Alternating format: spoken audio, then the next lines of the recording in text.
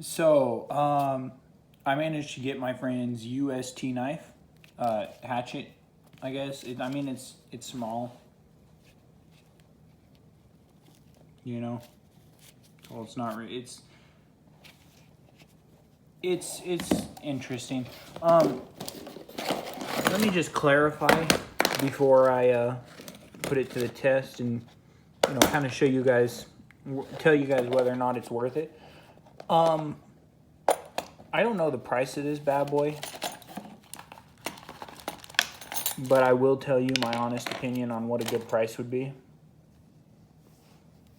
It did come with a ferrule rod, as you can see. So here's what you get. Right, you get four different things. Okay. Obviously, there's the sheave, which let me take that off real quick.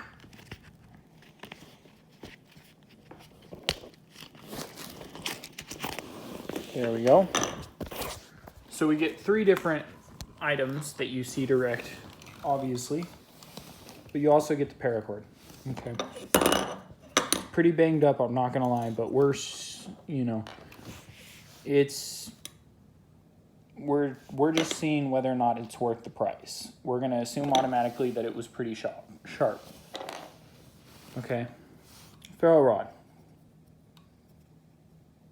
Okay. That went into that little sleeve right there. So you always have a ferrule rod with you. We'll see how good that is. Obviously, there's these three tools and this tool in the paracord. So, I guess number one, let's test the ferrule rod. See if I can get a good placement for this.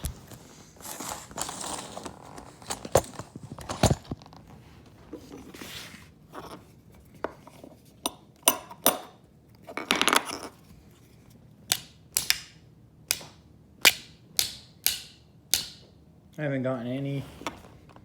Oh, okay. So it's not just a ferrule rod. So as you can see, right there is a rod. And right here is this. So if I'm correct, then this would be... Let's scrape some of that off.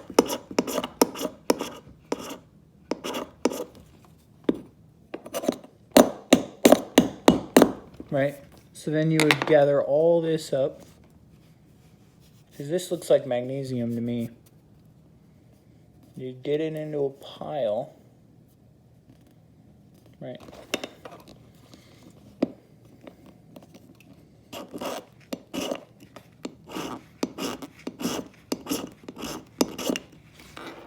And then once you do get it into a pile, then you would go in with this and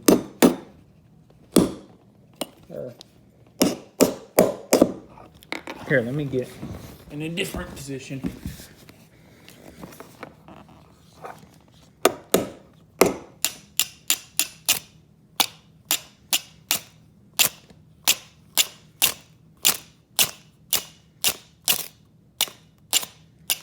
So the ferrule rod works, but the magnesium doesn't seem to be doing too good for me.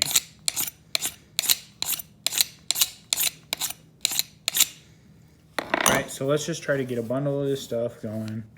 Little pile. See, the goal with this, in a survival scenario, where you would need flint and steel, is that you would be able to get a good amount of this taken off without injuring yourself, obviously.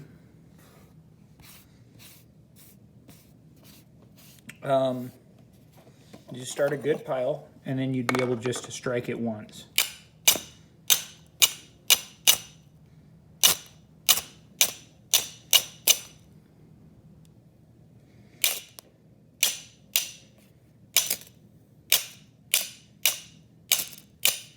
Which obviously this works.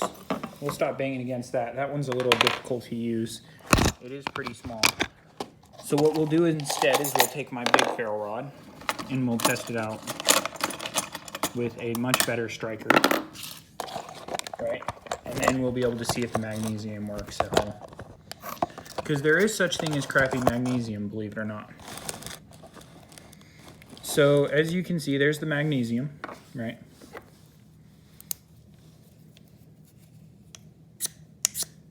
I have to scrape off the first layer. I already have a spot.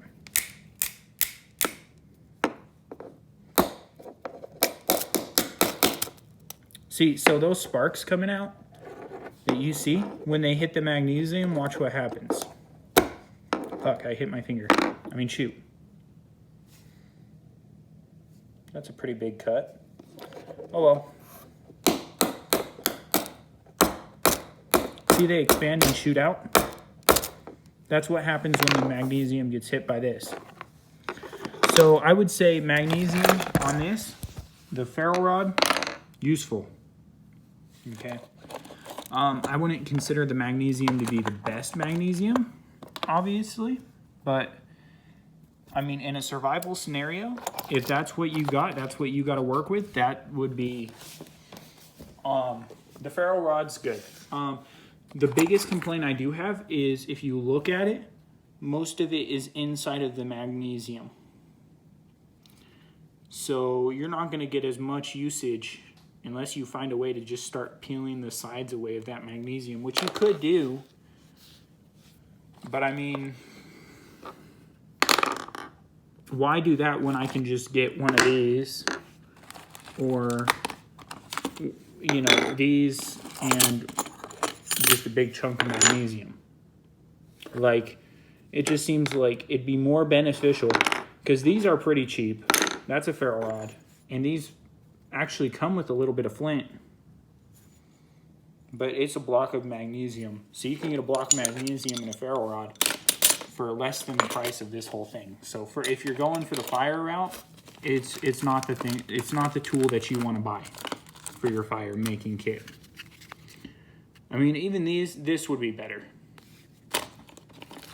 That'd be more long term than that. Okay, like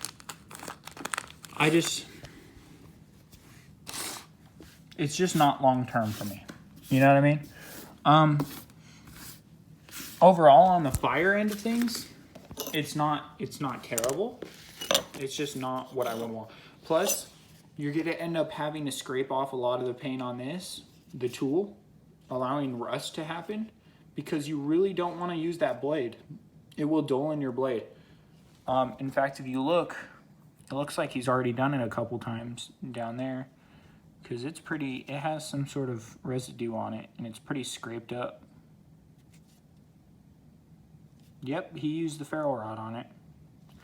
So for the fire making purpose, no, it's not worth. Yeah, I would say maybe a couple bucks there, right? I mean, this right here was like $2, and it's like the same ferro rod with a lot more magnesium. $2. So I'd say maybe 50 cents for that, right? The hatchet itself, I've tested it out. Depending on how you hold it, you can get a good amount of stuff behind it, but the only way you're going to do any form of chopping anything medium size is if you take this and you put it in and then you start hammering it down, which will eventually damage that tool right there, which is your rope cutter, which I've tested out. It really doesn't cut rope too well. These are probably the most useful things here, and they're not even that like commonly used, you know what I mean? So, I mean, really, realistically, you're not going to be using these in a survival scenario.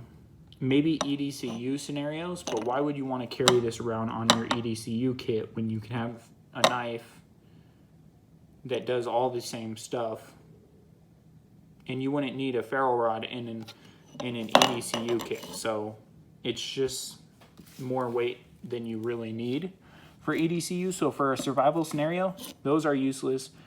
I would say the only thing useful here is the rope cutter.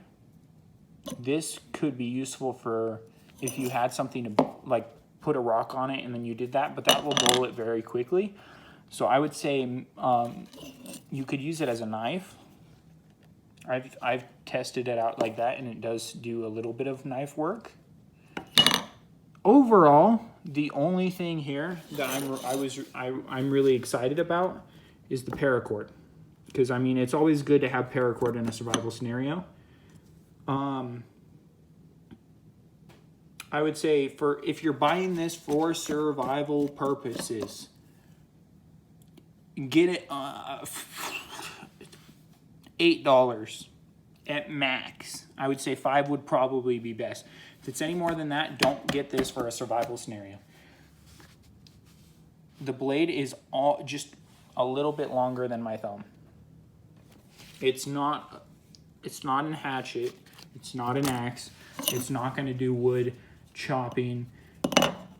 I mean, it seems like it'd be best just to carry an axe and a knife.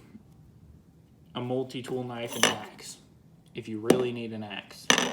Okay, which in a survival situation you would, but this would not be the axe you would want. It has some EDCU stuff, which is everyday carry.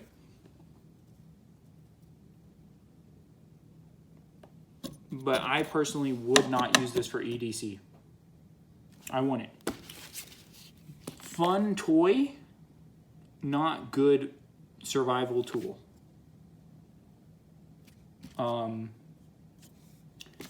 As I said though, I did not get it brand new. The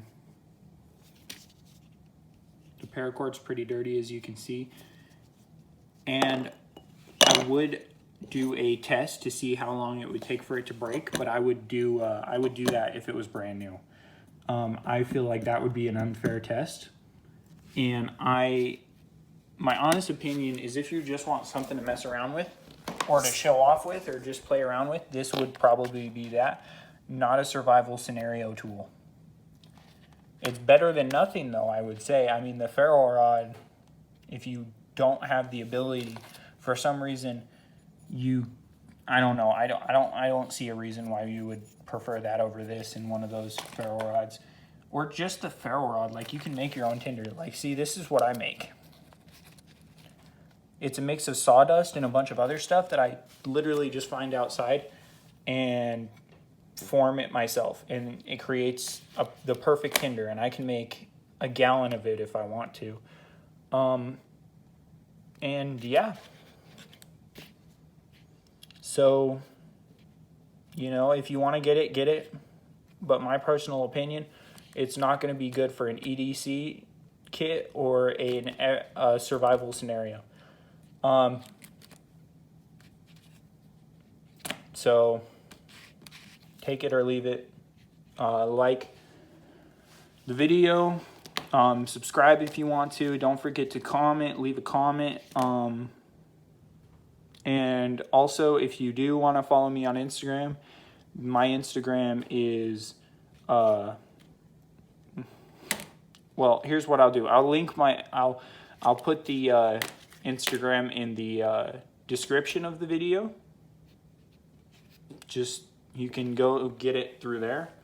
And yeah, that's all I gotta say.